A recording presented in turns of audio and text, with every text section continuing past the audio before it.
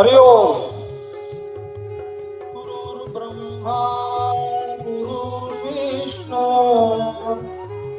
गुरुर्देवो महेश्वरः गुरुर्साक्षात् परब्रह्म तस्मै श्री गुरवे नमः।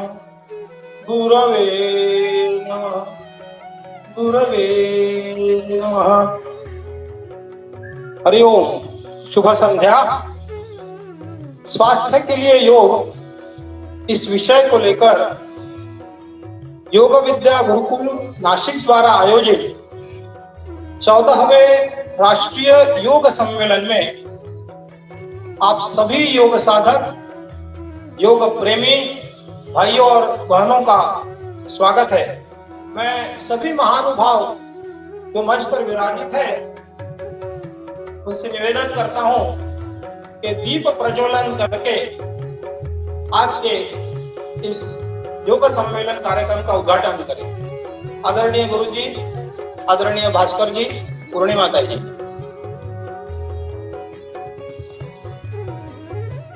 शुभम करोति कल्याणम आरोग्यं धन संपदा शत्रुबुद्धि विनाशाय दीपज्योति नमोस्तुते।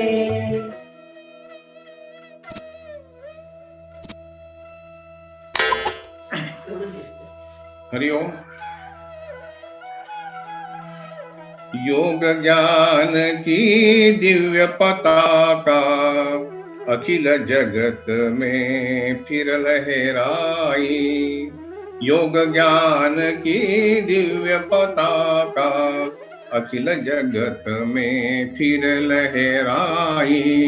चित्त वृत्ति का निरोध करके मानवता संदेश जगाई। योग ज्ञान की दिव्य पताका अखिल जगत में फिर लहराई। पतंजलि के योग सूत्र में मैत्री करुणा है बतलाई। सुख शांति के तंत्र मंत्र से सहिष्णुता कैसे है आई। आचरण करके यम नियमों का निर्मयता की राह बताई। योग ज्ञान की दिव्य पताका अखिल जगत में फिर लहराई। अशांत और आतंकी युग में अस्थिरता कितनी आई है। मजहब और जाति जाति में कटुता ये कैसी छाई है। इसे मिटाने योगी ने अब शांति ध्वजा फिर से है उठाई। योग ज्ञान की दिव्य पताका अखिल जगत में फिर लहराई। कोविड महामारी ने जग भर में है कहर मचाया। जीवन अपना नश्वर कैसा मन मन में संदेह बढ़ाया। प्राणायाम और ध्यान बताकर योगी ने उम्मीद जताई। योग ज्ञान की दिव्य पताका अखिल जगत में फिर लहराई। आसन मुद्रा शरीर स्वास्थ्य और ध्यान बढ़ावे मन की शक्ति। प्रणव जाप से मन की शांति जीवन और बढ़ाए आसक्ति। योग शास्त्र दे नव संजीवन। योग शास्त्र दे नव संजीवन। योगी ने यह बात बताई। योग ज्ञान की दिव्य पताका अखिल जगत में फिर लहराई। चित्त वृत्ति का निरोध करके मानवता संदेश जगाई, योग ज्ञान की दिव्य पताका अखिल जगत में फिर लहराई। हरिओम। योग ज्ञान की दिव्य पताका अखिल जगत में फिर लहराई। बहुत बहुत धन्यवाद, बहुत बहुत अच्छा चिटनीस महोदय। जैसा कि मैंने कहा, इस सम्मेलन में हर दिन एक ज्ञान का पुष्प पिरोया जा रहा है। आज भी अपने अतुल्य ज्ञान से हमें मार्गदर्शन करने एक असामान्य व्यक्ति यहाँ उपस्थित है। वैसे तो कुछ व्यक्ति परिचय की चौखट से परे होते हैं, वे सर्वश्रुत और सर्वमान्य होते हैं, लेकिन फिर भी औपचारिक रूप से हम उनके बारे में आपको अवगत कराना चाहेंगे। मैं उर्मिला जी लाहौटी से अनुरोध करूंगा कि वे गुरुजी का परिचय हमें दें। उर्मिला जी लाहौटी। हरिओम। ऋषि तुल्य मेरे सद्गुरु का मुझको परिचय करना है। बहुत छोटी मेरी गागर, इसमें सागर भरना है। बहुत छोटी मेरी गागर, इसमें सागर भरना है। जिनकी कृपा और आशीर्वाद से हम सभी का नवजीवन है खिला। जिनकी कृपा और आशीर्वाद से हम सभी का नवजीवन है खिला। धन्य हुए मैं आज उन्हीं का परिचय करने को है मिला। आदरणीय श्री विश्वास राव जी मंडली गुरुजी ने हाल ही में अपनी आयु के 76 साल पूरे किए हैं। आपने सन 1965 में पुणे विद्यापीठ से बी इलेक्ट्रिकल की उपाधि प्राप्त की। विद्यार्थी जीवन में ही आपने पुणे की योग विद्या धाम में योग साधना शुरू कर दी थी। सन 1969 में आप सभी साधकों में सर्वप्रथम आते हुए योग शिक्षक बने। सन 1976 में नासिक में निजी फैक्ट्री का कारोबार संभालते हुए योग विद्याधाम नासिक शाखा शुरू की। सन 1983 में आपने योग विद्यापीठ की स्थापना करते हुए अगले 10-15 वर्षों में योग कार्य को इतना प्रसारित किया कि आज संस्था की महाराष्ट्र में 110 शाखाएं तथा गुजरात, गोवा, कर्नाटक और आसाम तथा विदेशों में भी कई शाखाएं कार्यरत है। सन 2002 में आपने निसर्गोपचार केंद्र की तथा सन 2003 में त्र्यंबकेश्वर के पास तलवाड़े गांव में गुरुकुल की स्थापना की, जहां देश विदेशों से साधक आते हैं, योग शिक्षक बनकर जाते हैं।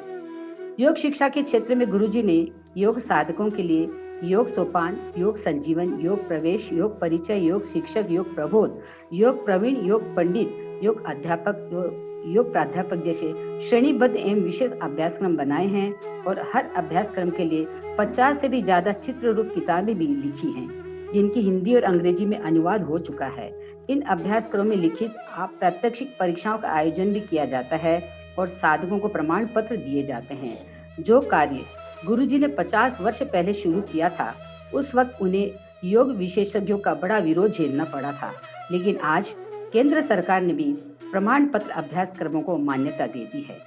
उसी प्रकार गुरुजी ने 25 साल पहले योगा अभ्यास में स्पर्धाओं का आयोजन करना शुरू किया था, उसे भी हाल ही में केंद्र सरकार ने स्वीकृति दे दी है। इन उदाहरणों से गुरुजी की दूरदृष्टि हमें दिखाई देती है।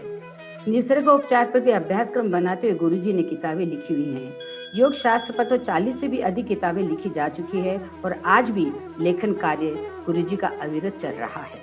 सन 1975 में गुरुजी ने योग सुगंध मासिक पत्रिका की शुरुआत की थी, वो आज भी ऑनलाइन स्वरूप में जारी है। किताबों के अलावा योग कीर्तन, एकांकिका, योग गीत आदि के जरिए भी योग प्रसार का काम किया जाता है। हजारों साधकों के बीच विराट योग दर्शन, लक्ष्य लक्ष्य सूर्य नमस्कार, मन करारे प्रसन्न, बहुरंगी योग दर्शन जैसे कार्यक्रमों का आयोजन किया जाता है। गुरुजी ने सन 2014 में यशवंतराव चौहान मुक्त विद्यापीठ से दूर तंत्र शिक्षण में पीएचडी की पदवी प्राप्त की है। अलग अलग व्यावसायिक संस्थाएं, विद्यार्थी तथा सामान्य नागरिकों के लिए गुरुजी आपके व्याख्यान, कार्यशाला तथा प्रशिक्षण शिविरों का भी आयोजन किया जाता है। अनेक राष्ट्रीय अंतर्राष्ट्रीय सम्मेलनों में गुरुजी प्रबंध पढ़ चुके हैं। आपके अनेक लेख भी कई मासिक तथा न्यूज़पेपर्स में भी छपते हैं। निसर्गोपचार केंद्र में अभी तक 40,000 मरीजों का गुरुजी के मार्गदर्शन में इलाज हुआ है। योग क्षेत्र में कार्य करने वाली कई राष्ट्रीय संस्थाओं तथा विद्यापीठों में भी गुरुजी आपका मार्गदर्शन लिया जाता है। आज तक गुरुजी को शहर, राज्य तथा राष्ट्रीय स्तर पर कई पुरस्कारों से सम्मानित किया गया है। उनमें से जो खास है वह हाल ही में यानी 21 जून 2018 को श्री नरेंद्र मोदी जी के हाथों दिल्ली के विज्ञान भवन में दिया गया पंत प्रधान पुरस्कार। पूरे देश में तकरीबन 200 नामांकनों में से तथा कई जजेस के पैनल से गुरुजी को चुना जाना, यही उनके योग कार्यों की उचित प्रशस्ति है। अंत में 2 लाइन से गुरुजी को नमस्कार करूंगी। गुरु के चरणों में नमन, गुरु के चरणों में नमन करूं झुकाकर शीश, गुरु के चरणों में नमन करूं झुकाकर शीश, जड़ता में जीवन मिले ऐसा हो आशीष। गुरुजी सादर प्रणाम। हरिओम।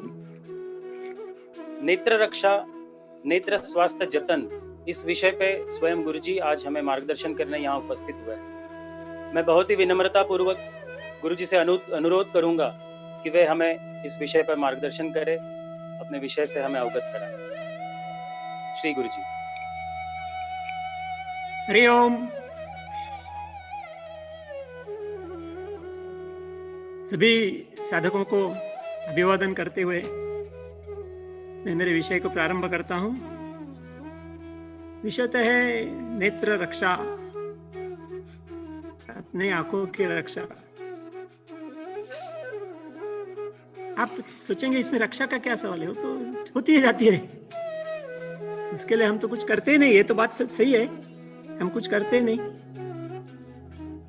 जब कोई बिगाड़ निर्माण होता है तो फिर हम जाते हैं नेत्र के डॉक्टर के पास और कुछ इलाज करते हैं। कभी ठीक होता है, कभी ठीक नहीं होता है, चला लेते हैं। लेकिन इसके लिए हमें थोड़ा समझना चाहिए। आज का विषय तो वही है, पर आज की जो परिस्थिति का विचार हम करें,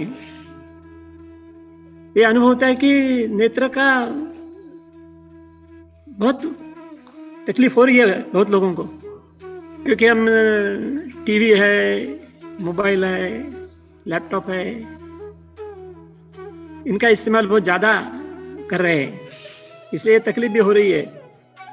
अभी हर एक को ये पता चल रहा है कि इसके लिए कुछ तो करना होगा, इसलिए आज का ये विषय रखा है। तो देखेंगे हम क्या क्या करना चाहते हैं, क्या क्या कर सकते हैं। तो पहले हमें थोड़ा समझना चाहिए कि ये नेत्र की रचना कैसे होती है। बाहर से दिखता है, छोटा सा दिखता है, और वो किस प्रकार कार्य चलता है, ये समझ में आ गया तो आप ये भी समझेंगे कि इसके लिए क्या करना होगा, ये कार्य ठीक ढंग से चलने के लिए क्या करना होगा, ये भी आप समझ सकते हैं। बाहर से तो आंख दिखती है, वो छोटी छोटी दिखती है, लेकिन हम कह सकते हैं कि ये 1 इंच का नींबू है ना, इसके जैसी आंख होती है। इसको ज्ञानेंद्रिय कहा गया है, मतलब इसके माध्यम से हमें ज्ञान मिलता है, प्रकाश का और अलग अलग रंगों का भी। और उसमें हम बहुत आनंद भी लेते हैं। ये दुनिया बहुत रंग रंगीली दुनिया है, निसर्ग में भी बहुत सारे रंग है, और हम उसका आनंद हमारे आंख के माध्यम से ले सकते हैं। लेकिन ज्ञान भी होता है ना, अपने सामने क्या है वो देख सकते हैं, उसके हिसाब से हमें कुछ करना होता है। रास्ते से चलते हैं तो सामने से दिखाई पड़ना होता है, किताब पढ़ना है तो देखने की आवश्यकता है, टीवी देखना है तो आंखों की आवश्यकता, हर जगह आंख लगते हैं। जब आंख की रोशनी चली जाती है तब मालूम पड़ता है आंख कितनी महत्वपूर्ण है। कुछ लोग होते हैं उन्हें जन्म से दृष्टि नहीं होती है, वो कुछ ना कुछ सुधार लेते हैं, लेकिन हालत तो बुरी हो जाती है ना। हमें भी अनुभव है इसका, दृष्टिहीन लोगों को तकलीफ कितनी बढ़ गई है। उनके लिए वैज्ञानिक बहुत सुविधाएं उपलब्ध करा दिए हैं और बहुत कुछ कर रहे हैं वो भी, लेकिन आंख ना होना ये तो बहुत बुरी बात है। इसलिए आंख जो दिए है उसको संभल के रखना चाहिए। तो ये जो आंख है ना, ये कैसे होती है, काम कैसे चलता है, तो कैमरे के जैसा होती है। आप सब लोगों को कैमरा पता है, लेकिन असल में कैमरा की निर्मित जो हुई है ना, वो आंख के रचना कार्य पद्धति से देखते हुए हुई है। तो कैमरा में एक बॉक्स रहता है और अंदर अंधेरा रहता है, किधर से भी प्रकाश किरण अंदर नहीं जा पाते, नहीं तो पूरा चित्र बिगड़ जाएगा। तो हमारे आंख में भी सब अंधेरा ही होता है। अचरज की बात है, बाहर से हम प्रकाश लेते हैं अंदर, लेकिन अंदर तो अंधेरा होता है, और अंधेरा होता है इसीलिए हम ठीक ढंग से देख सकते हैं जो हमको देखना है वो। और आगे इसको पलक बोलते हैं, आईलिड, जो कैमरा का भी ढक्कन होता है। और जो अच्छा कैमरा मैन है और बहुत बढ़िया कैमरा है उसके पास, उसको हमेशा ढक्कन लगा के रखता है। जब फोटो खींचनी है तब ढक्कन निकालता है, फोटो खींचने के बाद इमीडिएटली वो ढक्कन लगा देता है। ये भी ध्यान रखिए आप, अभी जिस प्रकार कैमरा की मरम्मत होती है उस प्रकार अपने आंख की भी मरम्मत करना है। लेकिन हम कैमरा की करते हैं, आंख की नहीं करते। आंख कभी बंद करते नहीं, खाली नींद में आंख बंद होती है, पूरे दिन भर आंख खुली रहती है। जो देखना है वो देखते हैं, जो देखना है वो भी देखते हैं। और जब भी कुछ भी देखना नहीं फिर भी आंख खुली रहती है।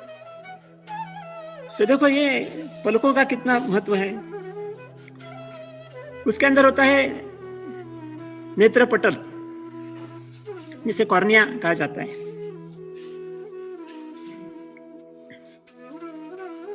और उसमें एक पुतली भी होती है जिसका गोल होती है, वो छोटी बड़ी हो सकती है। कैमरा में आपने देखा होगा पिनहोल होता है, शटर होता है, और वो पिनहोल एडजस्ट करना पड़ता है शटर के साथ। ज्यादा प्रकाश है तो उसको छोटा करना पड़ता है, प्रकाश कम है तो उसको बड़ा करना पड़ता है। उसी प्रकार ये अपनी पुतली भी जब ज्यादा प्रकाश है तो छोटी हो जाती है, कम प्रकाश है तो बड़ी हो जाती है। और छोटी होने की व्यवस्था उधर है, उस नेत्रपटल में उसकी व्यवस्था है। आपको पता भी नहीं क्या है उधर, लेकिन उधर है। इसीलिए जब हम अंधेरे से एकदम प्रकाश में आते हैं तो आंखें धुंधली जाती है, और एकदम प्रकाश से अंधेरे में जाते हैं तो भी प्रॉब्लम आता है, क्योंकि वो पुतली को छोटा बड़ा होने के लिए कुछ समय लगता है। तो वो काम उधर के स्नायु संस्था करती है, कुछ स्नायु की पेशियां होती है वो करती है। फिर होता है नेत्रमणि, जिसको लेंस कहा जाता है। कैमरा में लेंस होता है, सबसे महत्वपूर्ण है कैमरा का पार्ट। और जैसे चित्र की क्वालिटी होती है वो लेंस पे निर्भर होती है, उसी प्रकार ये नेत्रमणि का भी काम चलता है। वो लेंस है। और आपको मालूम होगा, लेंस जिन्होंने अभ्यास किया है, लेंस में फोकल लेंथ बोलते हैं, क्योंकि लेंस के कारण जो प्रकाश किरण आती है एक बाजू से और दूसरी बाजू इकट्ठी की जाती है, एक बिंदु पे आती है। और लेंस और बिंदु का जो अंतर होता है उसको फोकल लेंथ बोलते हैं। और वो बिंदु पे प्रतिमा स्पष्ट होती है, उसके आगे पीछे हो गया तो प्रतिमा बिगड़ जाती है।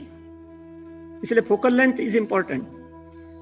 और आपने सुना होगा फोकस करते हैं, तो फोकस करने के समय लेंस हिलाते, आगे पीछे हिलता है वो लेंस। कैमरा नहीं, वो लेंस जो है वो आगे पीछे हिलता है। फोकस करने के समय हमें हिलाना पड़ता है। कुछ कुछ कैमरा में ऑटो फोकसिंग होता है, लेकिन लेंस को हिलाना पड़ता है। हमारे आंख में भी ऐसी व्यवस्था है। लेंस है, पीछे उसके लिए स्क्रीन भी है, उसको रेटिना बोला जाता है, तो मज्जा पटल भी बोलते हैं। और उसके बीच में एक येलो स्पॉट है, इसको पीत बिंदु कह सकते हैं। और पीत बिंदु में पूरी किरणें इकट्ठा होती है। जब हम जो दिखते हैं उसकी जो प्रतिमा है वो पीत बिंदु में क्लियर हो जाती है, लेकिन उसका डिस्टेंस फिक्स है। लेंस आगे पीछे कर सकते हैं कैमरा में, लेकिन आंख में नेत्रमणि आगे पीछे नहीं होता। लेकिन वो पतला होता है, जाड़ा होता है, ये स्नायु के माध्यम से ही व्यवस्था हो जाती है वहां। जिसके हिसाब से फोकल लेंथ एडजस्ट हो जाती है और हमारी जो प्रतिमा है, जो दिखते है, उसकी प्रतिमा बराबर पीते बिंदु पे आ जाती है, तो हमें ठीक तरह से मालूम पड़ता है। कुछ आंखों में प्रॉब्लम हो जाता है, वो नेत्रमणि ठीक काम नहीं करता, तो पतला होता नहीं, मोटा होता नहीं, कभी कभी तो हमें प्रतिमा ठीक दिखती नहीं, इसलिए चश्मा लगाना पड़ता है। तो ये व्यवस्था है, कैमरा में सब मैकेनिकल बनाई है, कैमरा मन को सब करना पड़ता है, अपने आँख के लिए आपको कुछ नहीं करना पड़ता है, वो सब आपसे आप हो जाती है। ये तो भगवान की देन है, आपसे आप हो जाती है और सालों साल चलती है। असल में देखा जाए तो 100 साल चलते हैं अपनी आंखें, कैमरा शायद इतने साल चलेगा। कैमरा को मेंटेनेंस भी लगता है और कुछ फिल्म लगानी पड़ती है। अभी आजकल फिल्म में तो कुछ डिवाइस लगा देते हैं, सीडी वगैरह कुछ, उसका डिस्क फुल हो जाता है तो नया डालना पड़ता है। अपने लिए ऐसा कुछ नहीं है, सब भगवान ने दिया है हमारे। कितना भी देखो आप, डिस्क फुल नहीं होती कभी, पूरे 100 साल तक। इतनी अच्छी अपने आँख के साथ की है। और एक बात है, अश्रुपिंड नामक 2 ग्रंथियां होती है, मतलब हर एक आंख में होती है कि, तो वहां से अश्रु निकल आते हैं। तो अश्रु तो हमेशा थोड़े थोड़े आते ही हैं, जब रोते हैं हंसते तो बहुत आते हैं, तो फिर हमारे गाल पे आ जाते हो। हमेशा तो थोड़ा थोड़ा अश्रु आता है और अश्रु से वो सब आर्द्रता जाती है वहां, जैसे हम लुब्रिकेशन कह सकते हैं, क्योंकि उधर हमारी पलकें तो खुलती है, मुनती है, खुलती है, मुनती है, हमेशा चल रहा है, ये तो चलना ही चाहिए। तो उसके लिए फ्रिक्शन कम करने के लिए लुब्रिकेशन का काम ये अश्रुपिंड में जो होता है, थोड़ा स्नेहन भी होता है और साफ रखने का काम भी होता है। इसलिए अश्रुपिंड में भी अश्रु आने चाहिए, लेकिन वो ज्यादा हो गए तो तकलीफ है, कम हो गए तो तकलीफ है। कम हो गए तो ड्राइनेस बोलते हैं हम, सूखा होता है आंख, फिर पलकों का खोलना मुनना कठिन हो जाता है, दर्द हो जाता है। तो ज्यादा अश्रु हो गए तो फिर भी प्रॉब्लम होता है, ठीक तरह से देख नहीं पाते। और ये पलकों का जो मूवमेंट है वो बहुत फास्ट है, हम देखते हैं तो क्षणार्ध में बंद होती है, खुलती है, आपको पता भी नहीं चलता, दृश्य तो एक जैसा दिखाई जाता है। इसको अंग्रेजी में रैपिड आई मूवमेंट बोलते हैं। पलकों का झपकना बहुत गतिमान होता है और वो चलता रहता है और चलने रहना चाहिए। जब हम किसी एकाग्र से कुछ देखते हैं या पढ़ते हैं तो पलकों का खुलना बंद होना ही बंद हो जाता है, उससे भी तकलीफ हो सकती है। हमें ध्यान देते हुए हमारे पलके खोलने हैं, बंद करने हैं बीच बीच में। जब हम काम करते हैं, चाहे पढ़ते हैं, लैपटॉप पे काम करते हैं, मोबाइल पे देखते हैं, तो बीच बीच में पलके खोलना और बंद करना चाहिए हमें भी। अभी इतना अच्छा मैकेनिज्म है सभी, ये भगवान की देन है। और इसमें भगवान ने बहुत कुछ व्यवस्था की है कि सब आपसे आप चले, हमारे लिए कुछ करना न पड़े, लेकिन हमें कुछ करना पड़ता है क्योंकि हम उसका इस्तेमाल ठीक ढंग से नहीं करते। जिसे हम क्या करते हैं, जैसे फैक्ट्री में हम ब्रेकडाउन मेंटेनेंस बोलते हैं, कुछ मशीन चलता है तो चलने देते हैं, कुछ करते नहीं उसके लिए, कभी एक दिन वो बंद हो जाता है तो उसे करते हुए उसका मेंटेनेंस करके चालू करते हैं, तो उतने समय तक पूरी फैक्ट्री बंद हो जाती है। इसलिए उसका प्रिवेंटिव मेंटेनेंस करना है, प्रतिबंधात्मक कुछ करना पड़ता है। तो होता है हमेशा, हर हफ्ते में एक दिन छुट्टी होती है तो मशीन खोलते हैं, उसको ऑयलिंग ग्रीसिंग सब करते हैं, मेंटेनेंस करते हैं, और फिर दूसरे दिन बराबर ठीक चालू होता है, तो फैक्ट्री कभी बंद नहीं होती। तो हमारे आंख की भी ऐसी है, हम ब्रेकडाउन मेंटेनेंस करते हैं, कुछ ब्रेकडाउन हो गया, कुछ गड़बड़ हो गई आंख में, तो फिर डॉक्टर के पास जाके ठीक करके ले आते हैं। लेकिन हमेशा बिगड़ने से पहले ही हमें कुछ करना है, वही आज हम देखने वाले हैं कि हमें क्या करना चाहिए बिगड़ने से पहले। और एक छोटी सी बात है, इसके साथ बता देता हूं कि बच्चे का जन्म हो जाता है तो वो पूर्ण विकसित नहीं होता है, वो आपको भी पता है, धीरे धीरे विकसित हो जाता है। पूर्ण विकसित होने के लिए 16-18 साल लगते हैं। लेकिन जब तक आंख का सवाल है, आंख 6 साल तक विकसित होती रहती है। 6 साल के बाद आंख पूर्ण विकसित होती है। इसका मतलब है कि 6 साल के पहले आंख अशक्त होती है, पूर्ण विकसित नहीं होती है, तो उसे ज्यादा काम नहीं लेना चाहिए। इसलिए आप सबको मालूम है पाठशाला शुरू हो जाती थी 6 साल पूरे के होने के बाद शुरू हो जाती है, लेकिन आजकल उसे पहले ही शुरू कर दिया है। जब उसकी आंख ठीक नहीं है, विकसित नहीं हुए, फिर भी उसको काम देना पड़ता है। वो ठीक नहीं है क्योंकि अभी परिस्थिति से हम कुछ कर नहीं पाते। तो यही मैं बताना चाहता हूं कि आंख हो जाती है। तभी हम इस विषय पे आएंगे कि इसके लिए हम आंख का इस्तेमाल कैसे करें। अभी देखो, मैंने कैमरा का उदाहरण दिया है आपको, तो आप ठीक ढंग से ध्यान में रखिए, बार बार वही बोलने वाला नहीं हूं।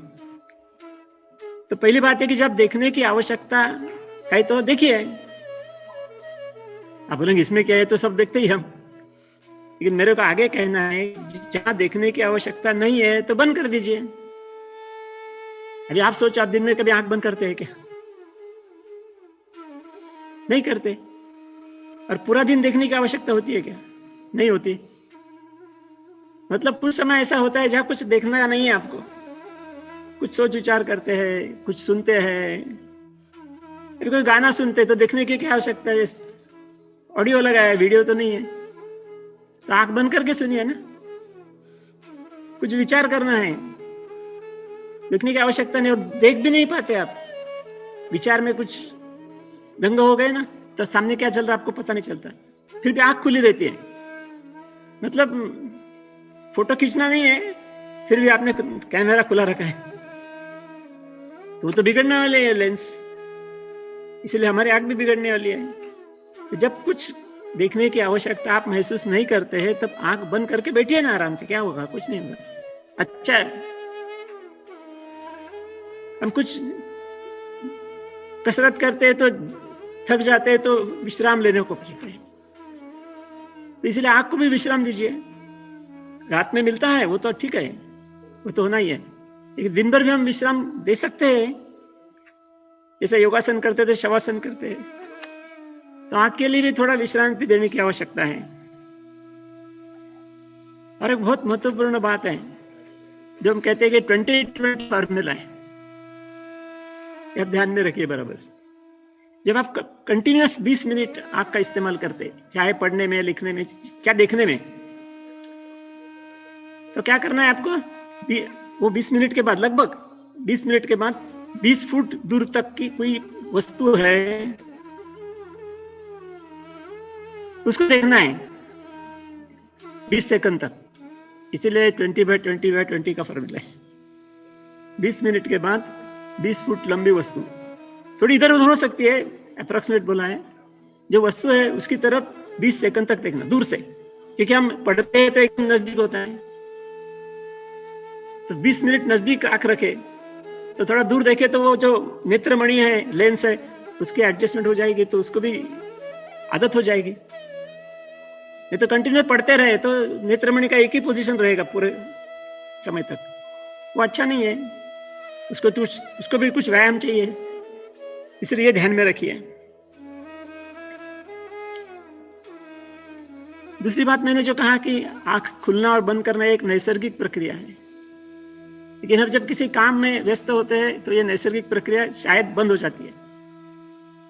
हम खुले आंख से देखते रहते हैं, जैसे योग में त्राटक बोला है, इसे हम पढ़ते समय, लिखते समय त्राटक कर जाते हैं, तो आंख खुली बंद ही होती नहीं है। आंख बंद नहीं होगी तो उसको लुब्रिकेशन भी ठीक नहीं होता, इसलिए हमेशा आंख खोलनी बंद करनी होनी चाहिए। आप उसकी तरफ ध्यान देते रहिए, खास करके आप जब एक काम करते, जब घूमते हैं फिरते हैं तो कुछ सवाल नहीं होता, आपसे आप आंख बन जाती है, खुल जाती है। लेकिन एक ही काम करते हैं आप, तो जरा ज्यादा ध्यान देना चाहिए कि आंख खोलना बंद करना चालू रहना चाहिए बीच बीच में। जो अश्रु है वो सब पूरे आंख में फैल जाएंगे, आंख साफ भी हो जाएगी, लुब्रिकेशन भी हो जाएगा और दृश्य भी अच्छा दिखेगा आपको। गॉगल्स इस्तेमाल हो जाता है। कड़ी धूप में तो हम पहनते हैं, वो तो ठीक है, कड़ी धूप में तो अच्छा फायदा आपको, ज्यादा प्रकार तो तकलीफ होने वाली। आंखों में अंतर जो हमने कहा रेटिना को, उसको तकलीफ होने वाली है। इसलिए गॉगल पहनना ठीक है, लेकिन पूरे दिन भर पहनना अच्छा नहीं है। जिधर गॉगल की आवश्यकता है उधर पहनिए। आज लोग पूरे दिन भर गॉगल पहनते हैं, जिसमें कि कांच की गॉगल की बना देते हैं और पूरे दिन भर पहनते रहते हैं, वो अच्छा नहीं है। जिधर आवश्यकता है उधर पहनना है, उधर ही पहनना है, दूसरी जगह पहनना नहीं है। प्रकाश ज्यादा तीव्र है तो हमारे आंख के लिए अच्छा नहीं है, और बहुत धीमा है वो भी अच्छे नहीं है। बहुत कम प्रकाश में काम करना है, ज्यादा प्रकाश में काम करना, इसमें कुछ बदलाव होना चाहिए, ये नहीं करना चाहिए। इसके लिए एडजस्ट करो। कम प्रकाश है तो प्रकाश बढ़ा नहीं सकते तो बंद करो, लेकिन आंख को तकलीफ होगी। और ज्यादा प्रकाश है तो वो कम करने की व्यवस्था करो, और उधर आप गॉगल जैसी चीजें इस्तेमाल कर सकते हैं। अभी जैसे योग में शवासन होता है, इस प्रकार आंख के व्यवस्था में एक शवासन के तरीका है जिसको पामिंग कहते हैं। ये जो अपना इधर का हिस्सा है दोनों हाथ का, इससे आप आंख से दबा सकते हैं, ऐसा धीरे से, ऐसा 21 बार दबाना, 3 बार, तो बहुत आपको भी अच्छा लगेगा। तो फिर आसान है, इसमें कुछ तकलीफ नहीं, लेकिन ज्यादा प्रेशर नहीं देना चाहिए। इधर जो हड्डियां होती है, ये हड्डियों को दबाना है, और हड्डियों को दबाते दबाते बीच का आंख भी थोड़ी सी दब जाती है। ज्यादा प्रेशर से आंख में दर्द होने लगेगा। ये पामिंग बहुत परिणामकारक है, बहुत अच्छा है। आप आंख का काम करते हैं पूरे दिन भर, चाहे कोई टीवी देखता है, कोई मोबाइल देखता है, कोई लैपटॉप देखता है, तो बीच बीच में आधा घंटे में, 1 घंटे में ये पामिंग करे तो आपको बहुत अच्छा लगेगा। देखो एकदम आंख के तनाव निकल जाएगा। जैसा शवासनी है, पामिंग का मतलब शवासनी है। जैसे मैंने अभी कहा, टीवी, मोबाइल, कंप्यूटर, इसका मर्यादित उपयोग होना चाहिए। कि क्या होता है, देखो बाकी जो बात देखते हैं वो अलग है, वो रिफ्लेक्टेड लाइट है, लेकिन ये टीवी, मोबाइल, कंप्यूटर का प्रकाश अंदर से आता है, वो डायरेक्ट प्रकाश है। बाकी सब जगह जो प्रकाश होता है इनडायरेक्ट होता है। तो इनडायरेक्ट प्रकाश इतना तीव्र नहीं होता, डायरेक्ट प्रकाश ज्यादा होता है, और इसको रेडिएशन भी है इसमें। तो आपने बहुत कुछ पढ़ा होगा इसके लिए। तो इसका इस्तेमाल करना तो जरूरी है, कर सकते हैं, लेकिन मर्यादित रूप से करना है, ये आप ध्यान में रखिए।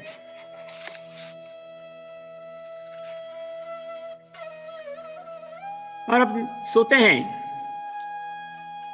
तो अंधेरा चाहिए। लोग दिया लगा के सोते हैं, सोने में कुछ देखना नहीं है, प्रकाश की क्या आवश्यकता है। जब सोते हैं तो पूरा अंधेरा कर दीजिए।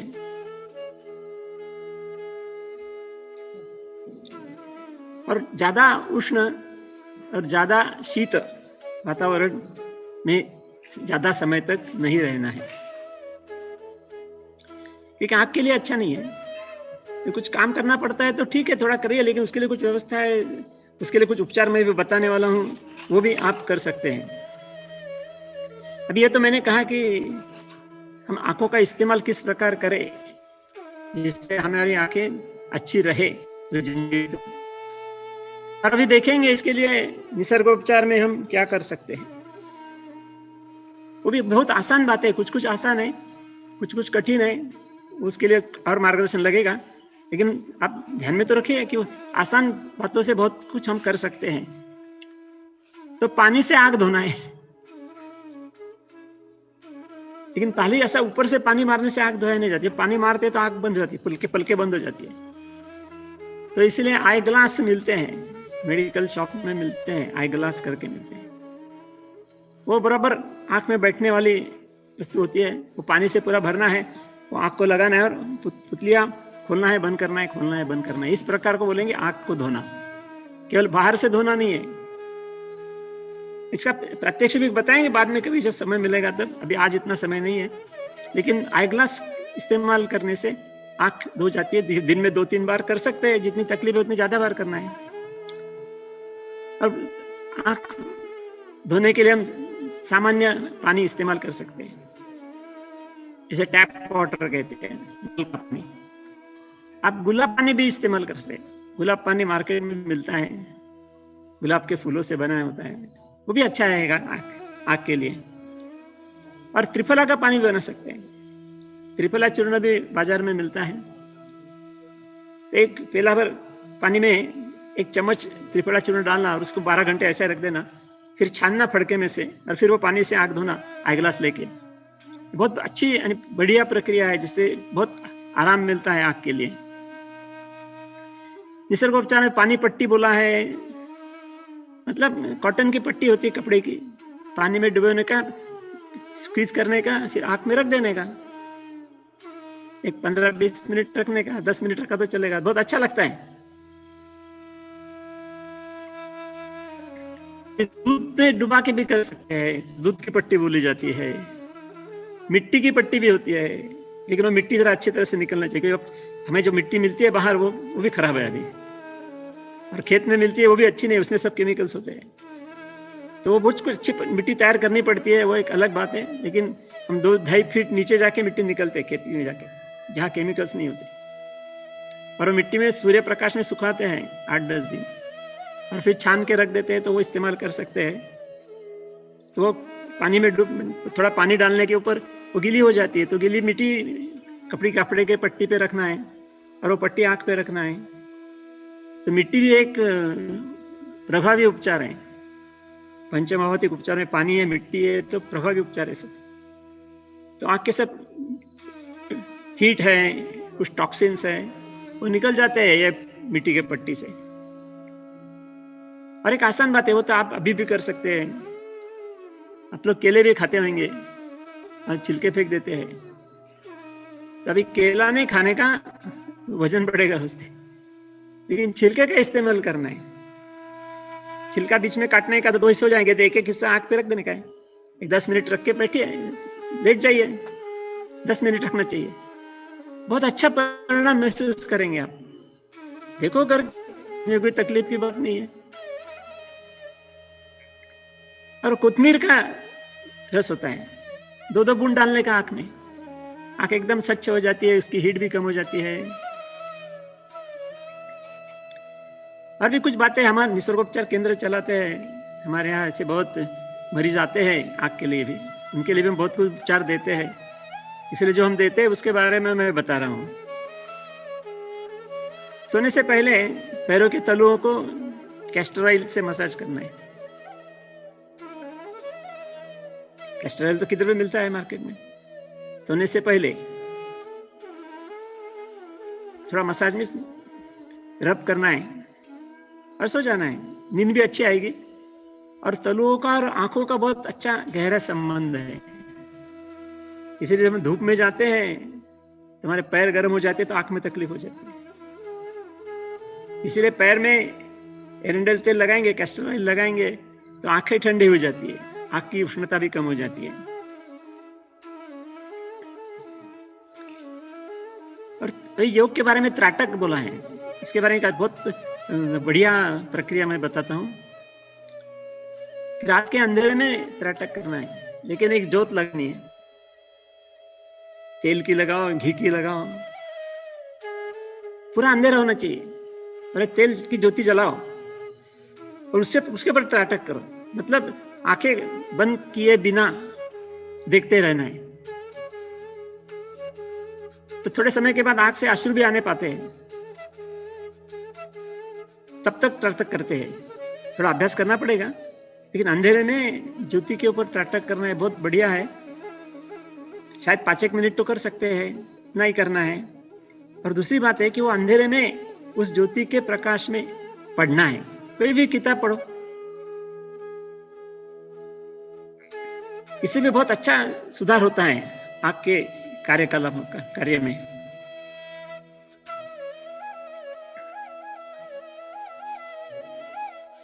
और एक बात ध्यान में रखो, हम स्नान करते हैं, गर्म पानी से स्नान करते हैं, अच्छी बात है, चाहे शावर हो या बाल्टी में पानी हो, तो हम पहला पानी सिर पे ही डालते हैं। ये तो बहुत गलत बात है। पहले हमें पैर को पानी से धोना है, फिर कमर को धोना है, फिर पीठ को धोना है और आखिर में सिर को। हमारा क्रम उल्टा होता है।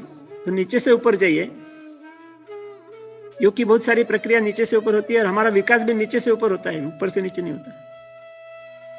इसलिए ज्यादा करके सिर पे एकदम गर्म पानी नहीं डालना है और बाद में भी ज्यादा गर्म नहीं डालना है, गुनगुना पानी डाला तो चलेगा, क्योंकि सिर के अंदर तो हमारा मस्तिष्क है, भेजा है, उसके लिए भी ये प्रक्रिया अच्छी है, आंख के लिए भी अच्छी है।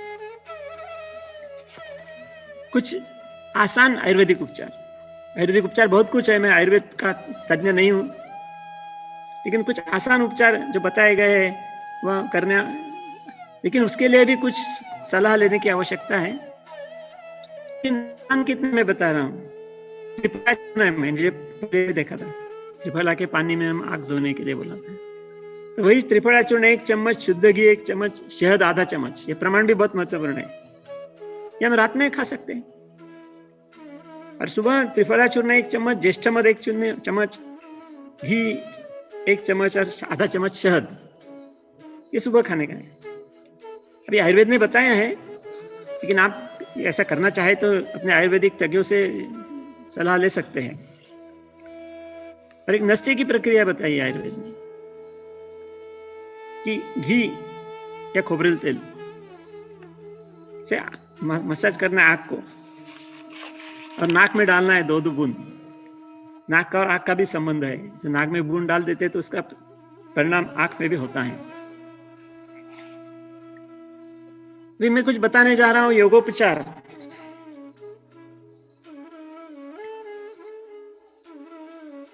तो योगोपचार में जैसे हम देखते हैं, योगाभ्यास करते हैं तो पहली पूरक प्रक्रिया करते हैं, कुछ संचालन प्रकार करते हैं, फिर आसन करते हैं, प्राणायाम करते हैं। तो इसके लिए आंखों के भी लिए कुछ प्रकार करने चाहिए, उसको बोलते हैं नेत्र संचालन प्रकार। इस प्रकार हम भी योग के वर्ग में हाथ हिलाते, पैर हिलाते, तो सब पूरे जॉइंट वगैरह ठीक हो जाते हैं, तो हम आसन भी कर पाते हैं। तो इस प्रकार आंख को हिलाना है, लेकिन वो शास्त्र शुद्ध हिलाना है, गर्दन को नहीं हिलाना, क्योंकि ये नेत्र संचालन लोग करते हैं, लोग गर्दन को हिलाते हैं। तो गर्दन सीधी रखना है और आंख ऊपर देखना है, बीच में देखना है, नीचे देखना है, ऊपर बीच में नीचे, फिर बीच में ऊपर, इस प्रकार का 10-11 बार करो। फिर बाएं और दाहिने देखना है, बाएं और दाहिने, वो भी 11 बार करो। फिर वो ऊपर बीच में देखना है, ऊपर के बीच में, ऊपर भी नहीं और बाएं भी नहीं, उसके बीच में, और नीचे भी दूसरे बीच में देखना है, टेढ़ा देखना है इस बाजू को, वही इस बाजू को भी देखना है। इस प्रकार अलग अलग दिशा में हमारे नेत्रमणि की हलचल होनी चाहिए, और वो देखना है, केवल हलचल नहीं करना है। और फिर गोल भी घुमा सकते हैं, क्लॉकवाइज, एंटी क्लॉकवाइज। तो इस प्रकार के नेत्र संचालन बोलते हुए ठीक ढंग से सीखते हुए करना चाहिए, धीरे धीरे करना चाहिए। और हमारे गर्दन का भी संबंध है थोड़ा सा आंख से। जब गर्दन का भी कुछ व्यायाम हम करते हैं तो वो भी उपयुक्त ठहरता है। इसको हम गर्दन संचालक बोलते हैं, नेक मूवमेंट्स, वो भी ऊपर नीचे, बाएं बाजू दाहिने बाजू, और ट्विस्टिंग बाएं बाजू दाहिने बाजू। तो गर्दन का जो संचालन करते हैं उसका और नेत्र से भी संबंध है, उसके लिए भी वो करना आवश्यक है, उपयुक्त है। बाद में बताया है नासाग्र दृष्टि और भ्रूमध्य दृष्टि। अभी आपको मालूम है 2 आंख होते हैं, अभी एक आंख से देख सकते हैं, 2 क्यों दिए हैं? तो दोनों आंख से जब हम देखते हैं तो हम 3 डायमेंशनल देखते हैं। कोई भी चीज नजदीक है या दूर है, ये समझने के लिए दोनों आंखों की आवश्यकता होती है। जब एक चीज से देखते हैं, एक आंखों से देखते हैं, तो आपको ये डिस्टेंस मालूम नहीं पड़ता, 2 डायमेंशंस दिखते हैं, लंबाई और चौड़ाई देखते हैं। एक गहराई देखने का है तो अपने दोनों आंखों की आवश्यकता है, इसलिए 3 डायमेंशनल व्यू बोलते हैं उसको, और उसके लिए दोनों आंखों की आवश्यकता है। तो 2 आंखें समांतर होती है, ऐसे ऐसे हिलती है। अब ये जो दृष्टि है नासाग्र, नाक के सिरे पे देखना है, दोनों आंखों से देखना है। ये जो समांतर दृष्टि है इकट्ठा हो जाती है। ये कुछ एकदम अलग तरीका है, ये हम हमेशा कभी भी नहीं देखते, इसलिए दृष्टि से देखने के लिए बहुत कुछ समय लगता है, थोड़ा अभ्यास करना पड़ता है। तो हम नासाग्र दृष्टि बोलते हैं इसको, दोनों आंखों से नासाग्र देखना है। और भ्रूमध्य तो इधर है, दोनों आंखों से भ्रूमध्य देखना है, नीचे देखना है, ऊपर देखना है। ये सीखनी पड़ेगी, उसके लिए भी और कुछ तरीके हैं, वो हमारे योग के वर्ग में हम सिखाते हैं। इधर मैं आपको खाली उसका इंट्रोडक्शन दे रहा हूं। और है चुंबक उपचार, मैग्नेटोथेरेपी। ये बहुत संभल के करना पड़ेगा, क्योंकि आंख के लिए विशिष्ट चुंबक मिलते हैं मार्केट में, बहुत छोटे छोटे होते हैं, कम पावर के होते हैं। बड़े चुंबक नहीं रख सकते, ध्यान में रखो, क्योंकि उसके अंदर हमारा मस्तिष्क है, ब्रेन, उसके ऊपर बहुत बुरा असर हो सकता है। इसलिए चुंबक का उपचार आप खुद न करिए, लेकिन हम लोग करते हैं कि हमें सब पता है क्या करना, कैसे करना, कौन सा चुंबक, नॉर्थ पोल होता है, साउथ पोल होता है। तो भी कुछ समय तक आंख के रखते हुए आंख तो रेस्ट मिलता है और सुधार भी होता है कुछ, क्योंकि मैग्नेट में ये पावर है कि शरीर के अंदर भी कुछ सुधार हो जाता है। अभी सब बताने का इतना आवश्यकता नहीं है।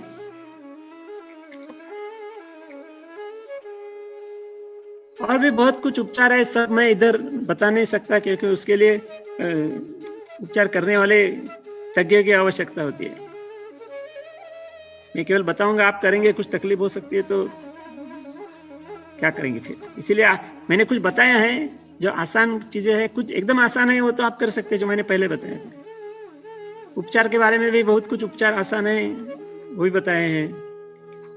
कुछ उपचार के लिए कुछ विशेषज्ञों की आवश्यकता होती है, तो आप उनसे संपर्क करिए तो आपको मालूम पड़ेगा, और हमारे केंद्र में भी हम सिखा सकते हैं। इसके सिवा और एक बात है आहार विचार की, जिसके बारे में मैं ज्यादा नहीं बोलने वाला, लेकिन हम जो खाते हैं उसका भी असर आंख के कार्य पे होता है। क्यों, हम जो खाते हैं तो हमारे पूरे शरीर के लिए खाते हैं, तो पूरे ठीक ढंग से आहार होना चाहिए। यदि आहार ही ठीक नहीं होगा तो पूरा शरीर का कार्य बिगड़ेगा, जिसमें आंख का कार्य भी बिगड़ सकता है। और आजकल हमारा आहार जो बदल गया है, विदेशी संस्कृति से जो कुछ आया है, बर्गर पिज्जा संस्कृति आई है,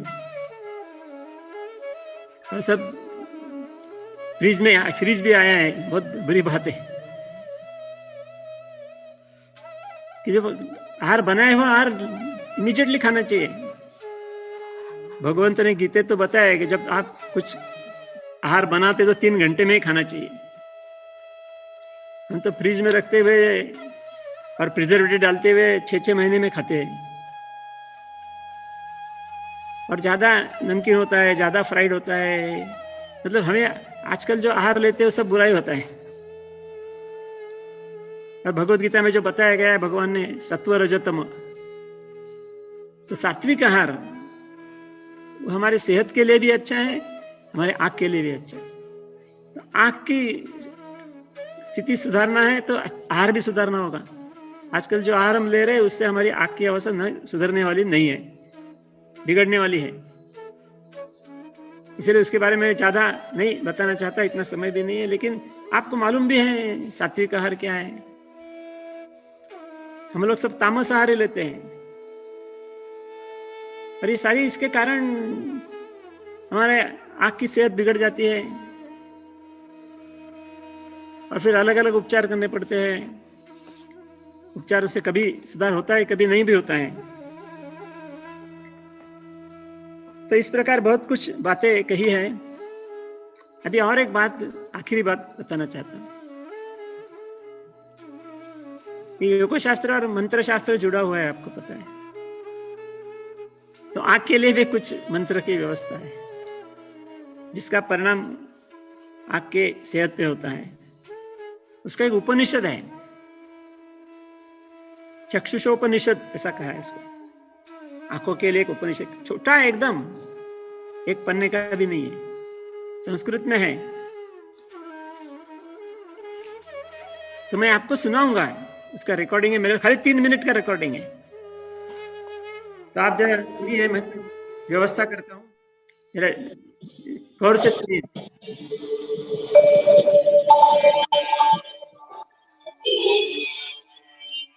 अस्याश्चाक्षुषी विद्याया अहिर्बुद्ध्या ऋषिर्गायत्री छन्दः सूर्यो देवता चक्षुरोगनिवृत्तये विनियोगः।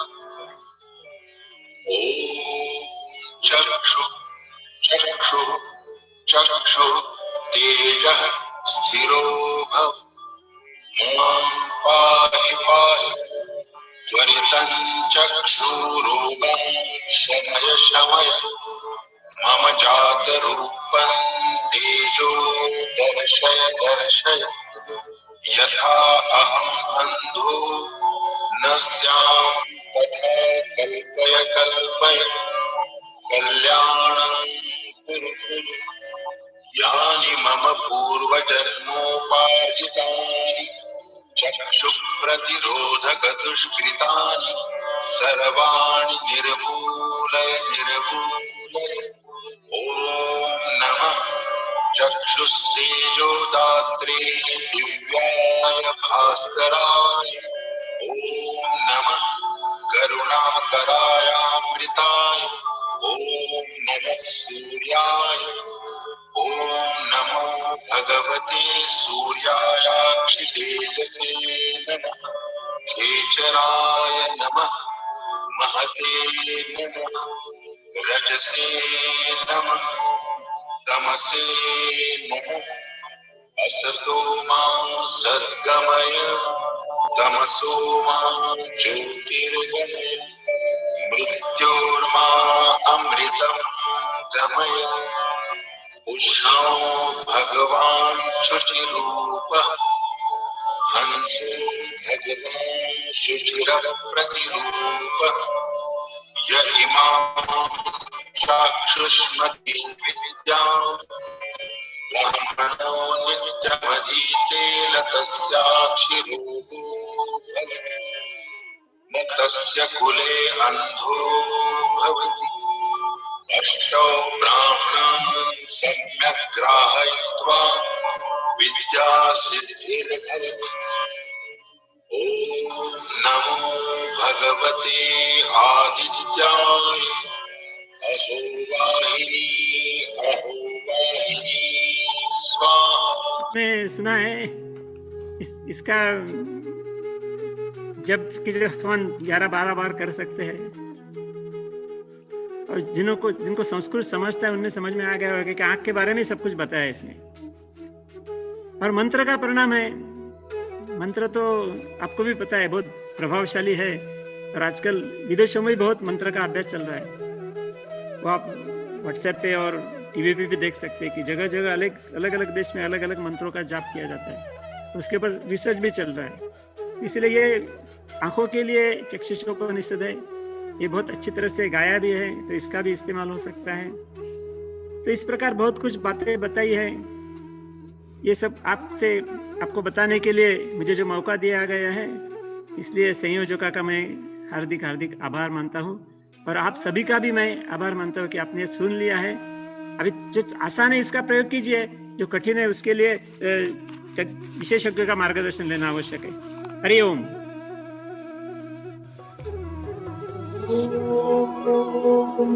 असतो मा सद्गमय तमसो मा ज्योतिर्गमय मृत्योर्मा अमृतं गमय। सर्वेषां स्वस्तिर्भवतु सर्वे सर्वेषां शान्तिर्भवतु सर्वेषां मङ्गलं भवतु सर्वेषां पूर्णं भवतु लोकाः समस्ताः सुखिनो भवन्तु लोकाः समस्ताः सुखिनो भवन्तु नाहं कर्ता हरि कर्ता हरि कर्ता हि केवलम्